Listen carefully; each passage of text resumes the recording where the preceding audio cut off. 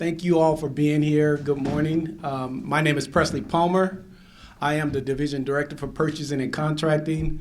We're a division of Finance and Administrative Services, which is led by Kirsten Grove, who's sitting right up here in the front. Hi, Kirsten.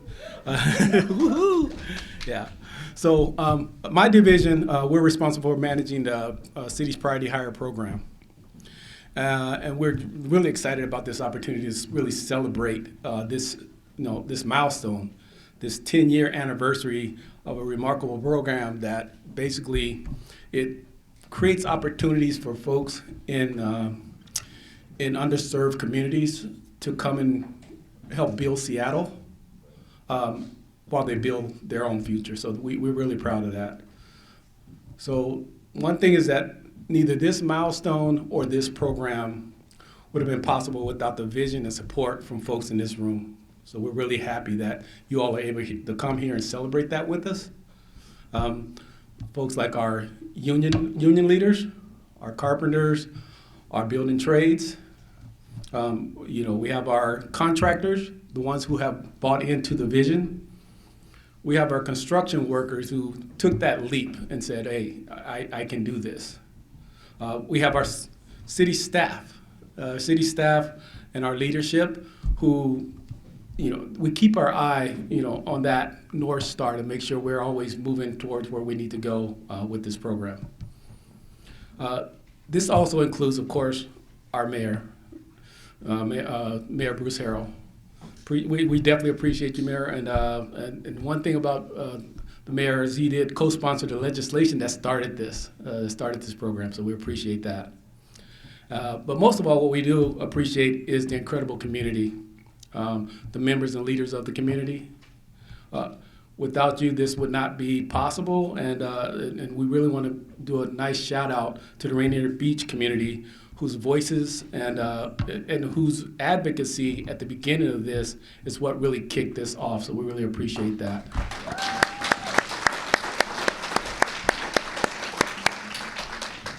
So as I said, we're grateful to have some of the original champions of this priority hire program here with us today. So we're so appreciative of that. It just speaks to the volume of what this program is all about. We're proud of the past 10 years of impact that we've had here. But more than that, we're definitely looking forward to the next 10 years and beyond. So that's really what we're hoping to see this program grow even more than it is. So today we have a brief program. We have some speakers that'll be coming up. We also have some videos you'll be able to watch, some testimonials. But we will come back to community and making sure that we have conversation here. So with that, I want to bring up our first speaker. Our first speaker is Priority Hire Manager Jeanne Fulcher.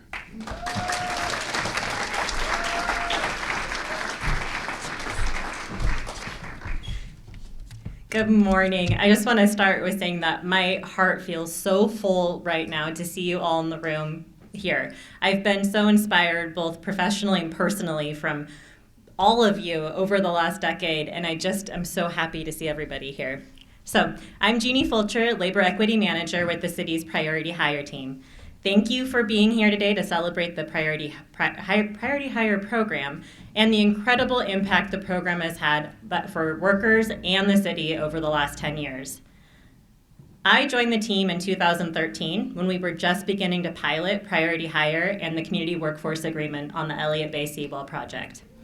Everyone came together, labor, community, training partners, contractors, to create local job opportunities on a major project that served the whole city. That project was a success. And because of community-driven advocacy and your input, the city expanded Priority Hire and the CWA in 2015, turning our pilot into a long-term program. I was early in my career when I started on this team. I hadn't yet seen what true partnership could do. But I quickly saw the collective power we have when we unite around a common goal. Even when things feel uncertain or overwhelming, we can still drive change by showing up, staying committed, and working together. I remember how, somewhere out there, Michael Wu led a strong community coalition Partnering with labor to advocate for and work with the city on the creation of this program. I don't think I've seen them yet, but Lee Nugent and other trades reps were out at community events talking to young Black and brown men and women about careers in the trades. Mortensen, the first contractor to engage with Priority Hire in this region, made sure local workers had meaningful opportunities on the seawall project. These weren't just one-time wins to put on a flyer. They were the beginning of a new way of doing business, one that recognizes and engages communities that have been historically underserved. Over the years, we've faced a lot of challenges, some of them technical, getting the data right, navigating compliance, working through the worker pathway. Others were about trust, earning it, keeping it, rebuilding it when things didn't go the way we hoped. And of course, we face systemic barriers, racism, sexism, exclusion, and disinvestment that have shaped our region for generations. But we didn't walk away from those challenges. We stayed in it.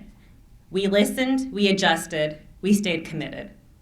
Because of that commitment, because of the incredible partners in this room, including community members from Rainier Beach who were pivotal in this program's formation, today we can look back and see how far we've come.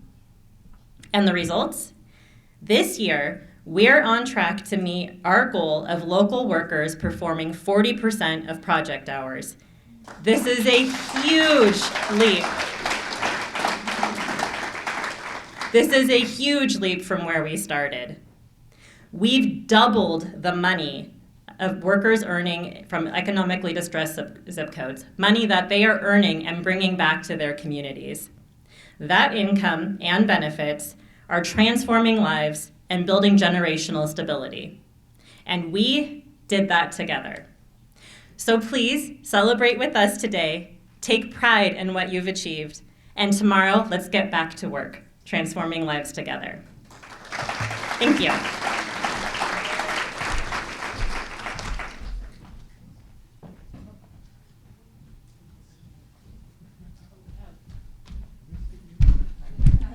Our next speaker will be the Mayor, Bruce Harrell here. Mayor Harrell went to Garfield. No, I'm just kidding. We're good, Jeanne. We're good. We're good. The man who needs no introduction. So, we're all sort of family here. We've been doing this work for a while. And while I was given some credit when I was on the city council, I won't take that credit because this is driven by community leaders. I see Greg over here getting a picture on my bad side. Greg, get on this side. This is my good side. I see labor here. I see people from the community. If I could go off script for a moment. I'm wearing a Mariners jersey for the obvious reason. I have to tell you this week, I literally was, you can't make this stuff up. I was clocked at throwing a 94 mile an hour fastball. I still have it. I was clocked at you guys are laughing, 94 mile fastball. I was clocked at a slider at 86 miles an hour, right over the plate. So I have this video game that I like to play this time of year to make sure I can do those things. When we first started looking at what the city could do, as you may recall, I had a statistic here I wanted to share with you. I think it was like 6% of the folks on these jobs that the city are doing were people from our community. And that was sort of abysmal. And when we first started to try to look at at this time only 6% of workers on public projects were Seattle residents. That's awful. And one of the first things I was concerned about on the city council was, I'd go by a construction project. Let's just be honest. You try to see what they look like. Are they women? Are they people of color? Are they people I know? And if you don't see that, you're thinking, can we do something about that? And one of my experiences working for the city was whether a mayor or a city council member or a director, whether they're saying the right things and putting the right policies in place, but more importantly, whether the staff really got this kind of work, whether their heart was in this kind of work. Because they could be the biggest obstacle, the biggest gatekeeper. And unless you get buy-in from the top and the bottom and everything in between, you will fail. And so when I hear Jeanne and Presley talk about their passion, you see it. You can't fake that kind of commitment. I'm very proud of FAS under your leadership, Kirsten, and the employees there for being committed to actually getting it done. So, having said that, I want to start with a quote. The course for justice is not a sprint. It's more like a marathon or a relay race. You pass the baton to the next generation. And you hope there's a smooth pass off, but at the same time, you don't leave the next generation to run the race by itself. That was Robert Bullard, an American academic known as the father of environmental justice. So this priority hire program is our means to pass the baton to the next generation of leaders, next generation of labor partners. And as we celebrate our 10-year anniversary, I'm issuing a directive to make sure that we're going to be even better in the next 10 years. The program, as I said earlier, was truly a result of community advocacy, and I know you hear from Greg and others during the day, to ensure that our infrastructure projects are built by the people that come from our communities. It's quite frankly as simple as that. City construction projects should create jobs for the people who live in Seattle because we have qualified talent here. One of the most exciting things that we're doing is next year, any student that graduates from Seattle Public Schools can go to college for free for 2 years. That's phenomenal.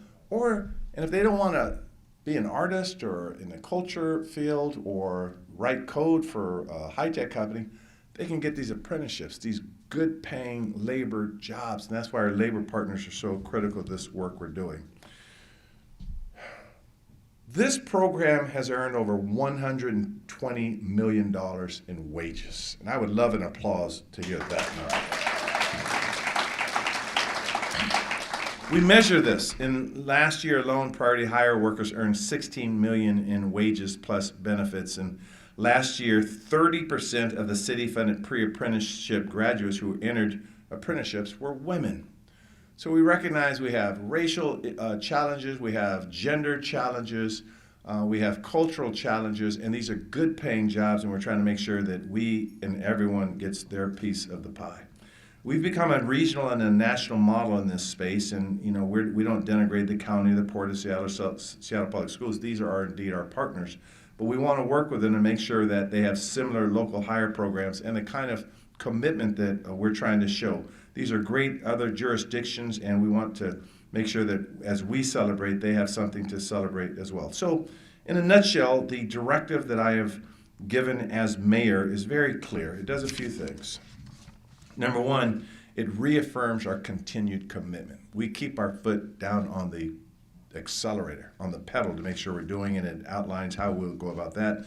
It establishes an interdepartmental team to identify public-private partnership opportunities, particularly when we are investing.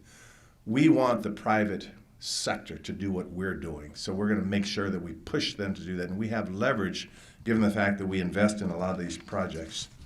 And then thirdly, the community and labor engagement is absolutely critical. Where you have labor involved, you have great outcomes, and we want people to experience that kind of labor experience and that kind of bargaining experience to make sure you get the wages that you deserve.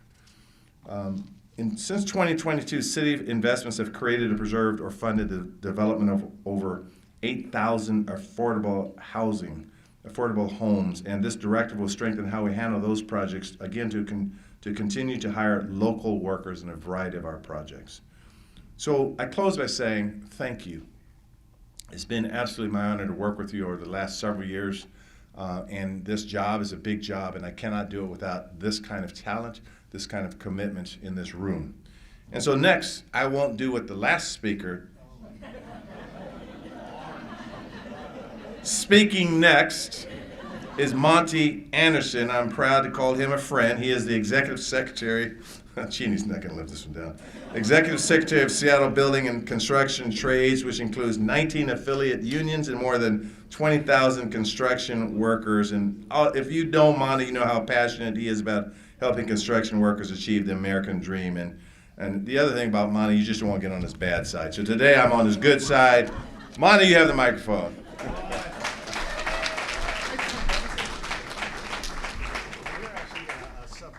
video for a minute. Okay. Just a little video. Okay, all right, got the video first. So we do have a 6-minute video that we're going to present first. But I do want to, again, thank Mayor Bruce Harrell, again, strong support throughout this whole program. Again, as I said, he co-sponsored the legislation for creating this program. Thank you again, Mayor. This is a great thing, and you can see the fruits of what happened over 10 years ago, so appreciate that. So with that, if we can get a video, the first video going, that would be great.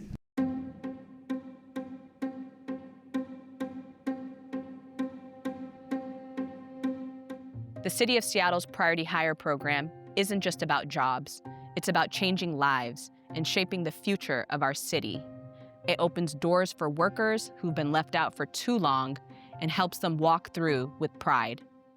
We see it in paychecks, in families, in communities, and in the culture of how we build together. Priority hire means opportunity, stability, dignity. I joined the laborers when I was in an unstable life. It definitely gave me the foundation. My first job was on a priority hire, and from there on, I actually stayed with the company for 5 years. All I needed was the opportunity, and priority hire gave me that. I've lived in the 98144 zip code. My family has lived in the 98144 zip code, one of our economically distressed zip codes, because of the history of redlining, because of the history of covenants, and because of the history of racial discrimination. My family has lived in 98144 for 6 generations, and I'm still here. We're still here, by the way, y'all. And so priority hire, what you've asked me what I've seen, priority hire has prevented displacement, because I have seen those apprentices go through their program, graduate from their program, buy a home, have babies, raise a family, and guess what? Maybe someday 98144 won't be economically distressed, because those apprentices will have the opportunity as journey persons to come back and buy homes in the city. The opportunities are endless when you get into the trades, and the relationships that you build. And it expands. It's not about wearing your bags for the rest of your life. They can grow into leadership positions. They can run job sites. They can even own their own construction company, just from starting from even the basics of a pre-apprenticeship program and working themselves up. Since 2013, more than 4,800 workers from priority hire zip codes have earned over $120 million on city projects. That's real money staying in our communities, supporting households, small businesses, and long-term dreams. And within those numbers are lives transformed, workers finding opportunity, families finding stability, and the first steps into stories of change. One of the key impacts that priority hire has had on the South End, and particularly the Rainier Beach neighborhood, is that it's ground zero for priority hire. It was in a local neighborhood that the whole idea was ultimately conceived, and we're very, very proud of that. One of the things that we have pride in our neighborhood is looking at not only direct services, but looking at system change and looking for that system change to become policy change. And priority hire is one of those wins that we have experienced. The campaign to win priority hire started out as something else, but whatever the name changed, it was still about the same thing, putting people from those impacted areas to work and giving them the opportunity that didn't exist. Community organizations don't have the resources or the longevity to see these things through. But if we can institutionalize the role that your contracting division is doing and make that so much a part of the industry, that we've done our work. It's uniting our communities, and it's also pouring funds into our communities. And so when we provide these workers from these communities, they're putting that money right back into it. And they're also doing what? They're telling their friends, they're telling their brothers, their cousins, hey, this is another sector, that we traditionally haven't looked at. So how about we jump into it as well? And it's not gonna be a perfect transition. We're gonna have our ups and downs as well, but we're gonna grow together. The community will make this thing successful. It's not really about me. It's not really about any individual. It's about the community. So we have community leaders, training providers, outreach providers, contractors. That's our community working together and giving opportunities back to our community. This is a growth that's feeding itself. The trades is very valuable to any sustainable community. Looking ahead, we're building an equitable framework, not just a special initiative, but the standard on how we build. We are fortifying an ecosystem rooted in community, in peer-to-peer connection, and in sustainable, well-paying careers. It means shared investments and accountability, and expansion of services that lead to growth, retention, and generational wealth, so that opportunities don't just open doors, it keeps them open. We all need a dream. We all need aspirations, and this is one of those ideas that help support that. I brought a little prop here in terms of the apprenticeship guidebook, and you can just see on the cover here the twinkle in this person's eyes because of the opportunity they have, and that's what we're trying to instill in the young people in our community. We don't want that twinkle dulled out because of the lack of access, because of the lack of resource. Not everyone likes change, but together we can do it. And I'm proud of everyone that's involved. And Priority Hire, CWAs, all of the organizations, the contractors, the city. It takes a coalition and it takes a lot of individuals to come together and say, how do we get this done?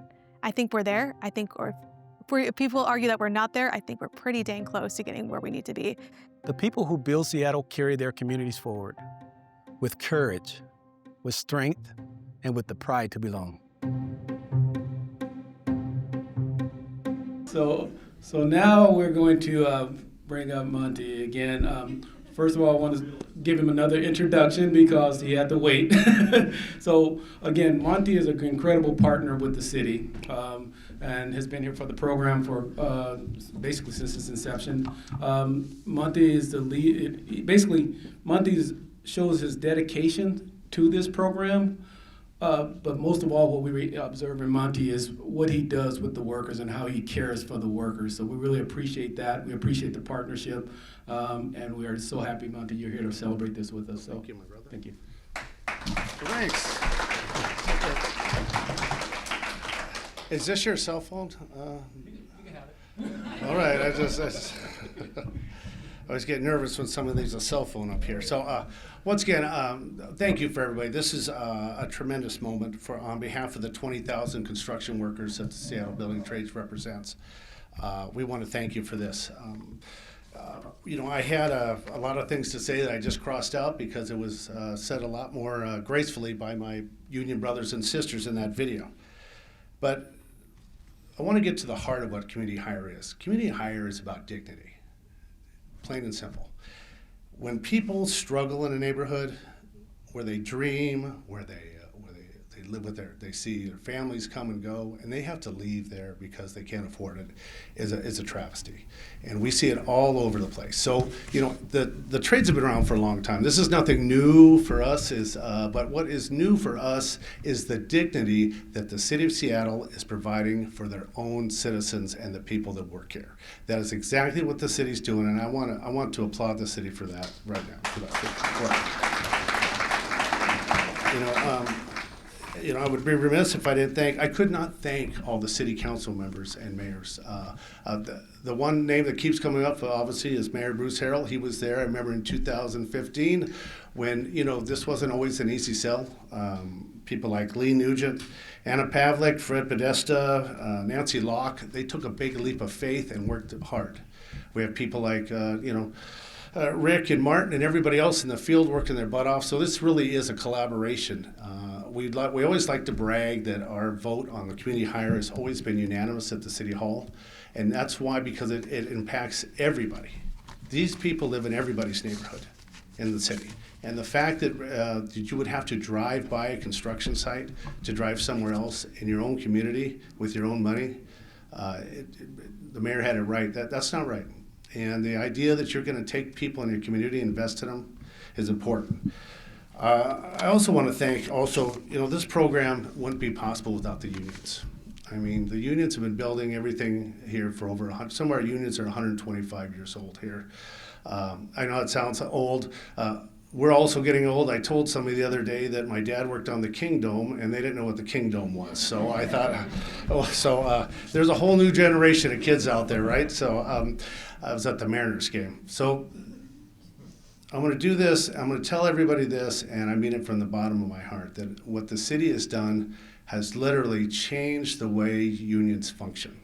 We now have a partnership that we relish, that we can go to our members and say, look, it's not just us against the world. We have people that are elected, that care about us, and put funds towards us. And you know what that's done? The unions, the business managers I was sitting at that table in 2014, we were slugging it out, and in 2015, we had a lot of managers who were very reluctant to say, listen, we're going to give up our First Amendment rights to strike and give this program to this city and bureaucrats. And we took that leap of faith, and it's worked out great for us. So the business managers of the unions have since then took resources and helped in apprenticeship and also helped on the backside of this project, which has made it come together. That kind of money doesn't happen accidentally. It happens on purpose. So once again, I want to thank all the unions and all the reps that are here, because it's your members' money that keep our side going and our apprenticeship going. So thank you very much for the unions that are here.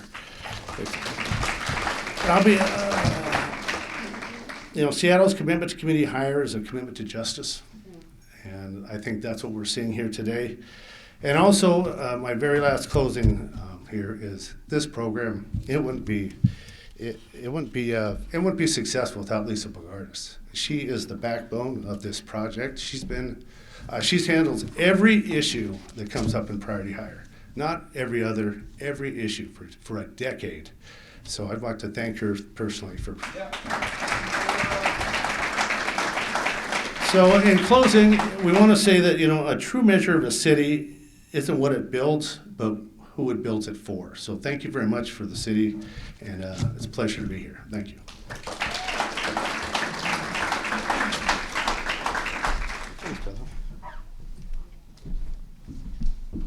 Thank you, Monty. Really appreciate that.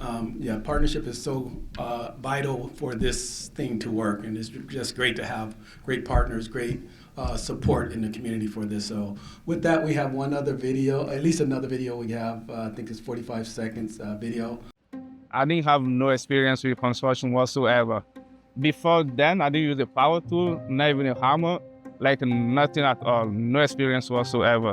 I would never imagine in a million years that I'm gonna be living in my own house. I'm gonna be married, talking about having a kid and stuff. That gives me more determination to work even harder.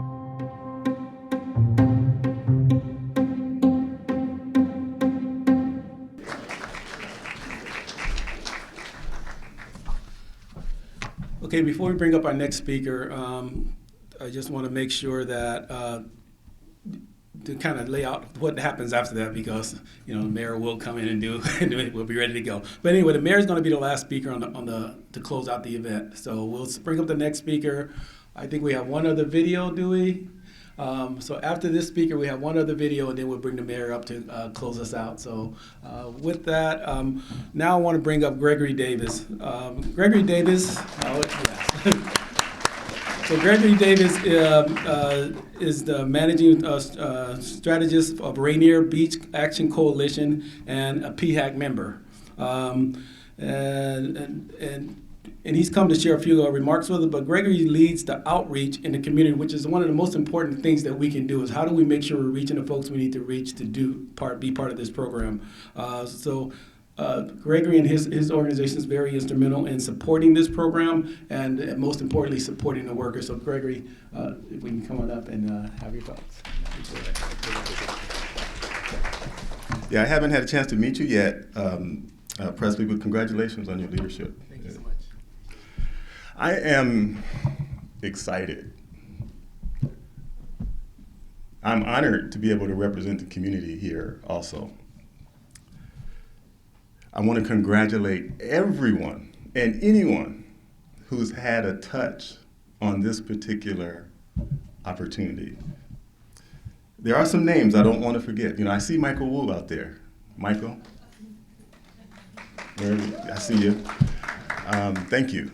I see Violet, who was ultimately the poster person on I think it was the Seattle Change when we were getting this going. Thank you. I see Mayor Harrell. Thank you. Organizations like the South Seattle Job Committee, anybody remember that? Yeah. The Construction Job Equity Coalition, anybody remember that? Yeah. Columbia Legal Services? Yeah. Okay.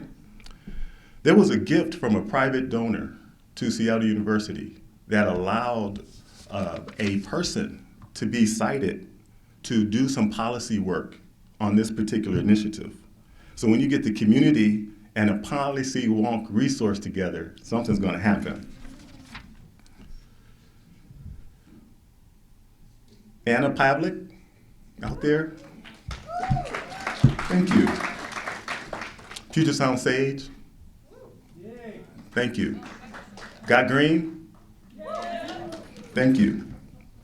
This is one of those wins that we seek.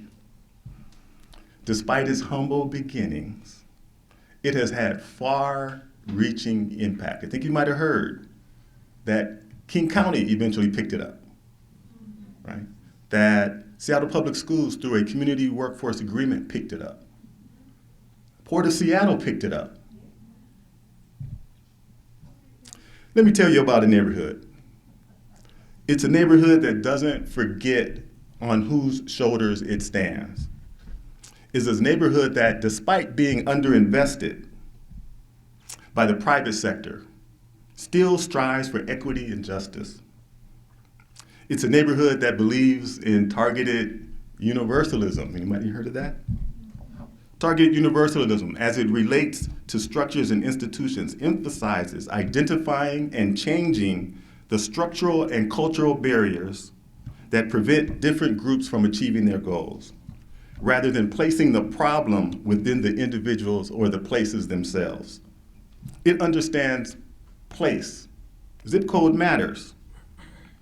It's a neighborhood that understands the value of data. Before I go too far, I want to make sure that you have a chance to meet the Rainier Beach Economic Development Team. We've got Anonge here, we've got Keelan, we've got Eddie, we've got Lenny out there. Can we give them appreciation?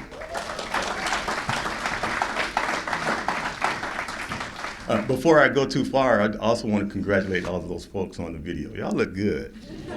Y'all look good. In fact, I want to make sure I get an autograph from you before we're gone tonight. Back to the neighborhood.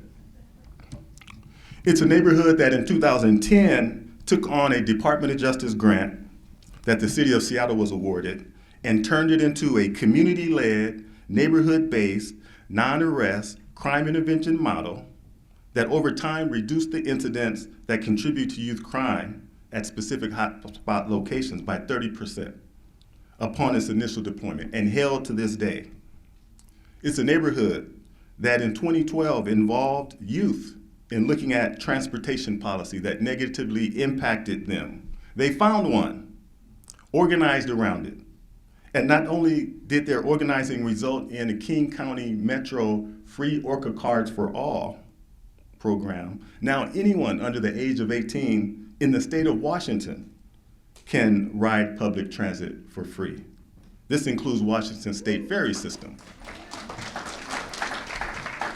It's a neighborhood, all due respect to the Bulldogs, Mayor Harrell, where some of the best basketball in the state is played. It's a neighborhood that, along with other organizations 10 years ago, asked the then mayor what they were going to do with the proceeds of a land sale across the street from City Hall. And it suggested it be used to prevent displacement by assisting culture-based nonprofits purchasing land and building on it. We call it Equitable Development Initiative. Now you may ask, why am I talking about a neighborhood? Oh, it's Rainier Beach, by the way. I'm talking about a neighborhood because, as was said in the video, this neighborhood was ground zero for this very initiative. that we're celebrating today. Place matters. It was 15 years ago when its community center was being demolished and rebuilt, when it was learned that the contractor was from Tacoma. That's when more organizing started. Organizers felt, and they were right, that any City of Seattle capital construction project should be built by the people who live where that construction is occurring, particularly from those underinvested zip codes. It was called targeted local hire then. It's become priority hire. Yeah, go ahead. Good fun.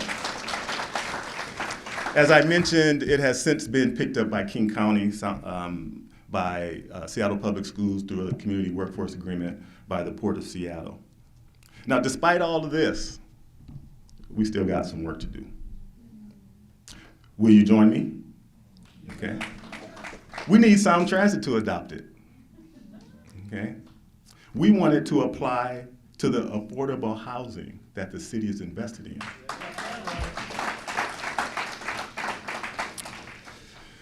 Just want to thank everyone for your contribution. Again, it's an honor here to represent the community on this. And Harrell, I can't wait to find out what Rainier Beach comes up with next in support of the city of Seattle. So you all enjoy yourselves, and thank you very much.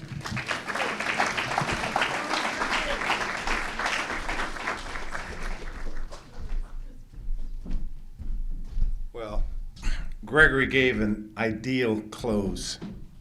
Thank you. That's commitment to the city, commitment to a neighborhood, commitment to people. So what's very important about this moment right now is that we are affirming something we've done right through Gregory and Michael. I could go down the whole group and pull you up by name. We're affirming what we're doing right. And you're right, we have a lot of work to do. For African Americans who remember the story of the Middle Passage, probably one of the most atrocious periods in global history, when over 13 million enslaved people were transported here to the Americas, 1/5 dying, only to see later Jim Crow laws and legal decisions like Plessy versus Ferguson or the Dred Scott decision, Jim Crow laws, murderers, lynching, rapes is a brutal part of our history. But they were resilient and strong. My mother was interned in an executive order 9066 when Japanese were in a concentration camp during World War II, but they were resilient. 2 days ago, it was Indigenous Peoples Day. This is their land. We're just borrowing it. They've been here since time immemorial, but they are resilient. So I say this to say that when we have a president that we have right now, and he tries to implode us, tries to turn us against one another, tries to pull out the worst in us, we are resilient. This priority hire brings out the best in us. We will win, and we will double down on this work because we realize the challenges that we have, whether it's affordable housing, whether it's disparities in education, whether it's public safety, whether it's the fentanyl that is killing our community, ravaging through our streets. We will win because we are resilient. So I close to say this, as Gregory said so eloquently. Thank you. We hope you draw inspiration. I always ask young folks, and Gregory, I'm not talking about you when I say young folks, just set the record clear here. I always ask the young folks. Monty said, you must be talking to me. No, I'm not talking to you either, Monty. Where do you draw your inspiration? Where do you draw your, is it a song? Is it a book? Is it a movie? Is it a play? Is it a person? Wherever you draw your inspiration, your hope, your faith, double and triple down on it, because now is the time to call upon that inspiration. I get my inspiration from above. I begin on my knees. Wherever you find it, dig in, and we will win because we are resilient and we're doing the right things in this program. So thank you very much for being part of this. And the day wouldn't be remiss if I didn't say, go Mariners.